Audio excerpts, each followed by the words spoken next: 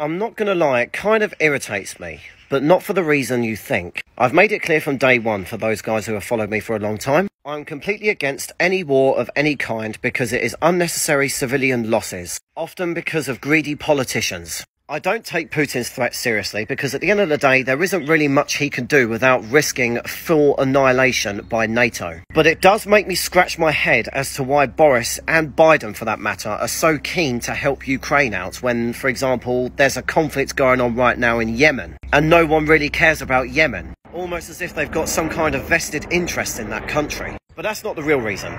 The reason why it pisses me off is because the UK is currently suffering with a lot of problems as a result of Rishi Sunak and Boris Johnson with their hands constantly on the money printer, particularly during the furlough scheme. The economy is about to go into a recession. Inflation is skyrocketing and there is a cost of living crisis. But whilst all this is going on, we are spending God knows how many millions transporting military equipment to a war that does not involve us. I'm sorry to say it, but it's true.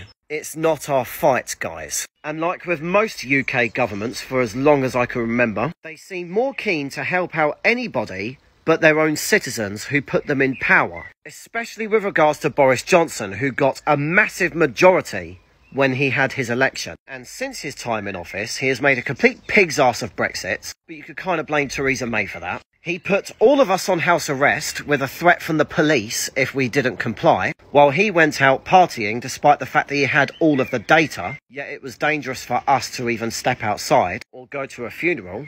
And he also left the borders open at the same time. He went absolutely mental during this period, printing money, and he still hasn't stopped.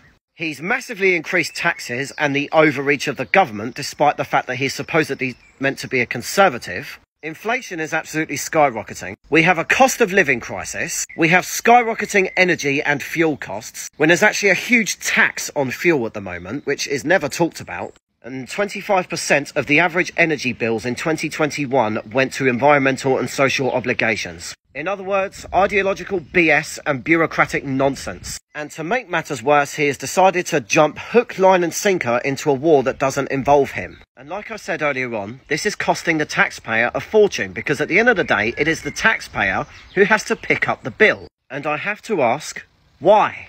And when are you going to start giving a damn about the people that put you in power? And that goes to everyone in the Houses of Parliament, not just the Conservatives. Because none of you do. You almost seem to look at the British public, especially the taxpayer, with utter contempt. So much for small government, low tax Conservative Party, eh?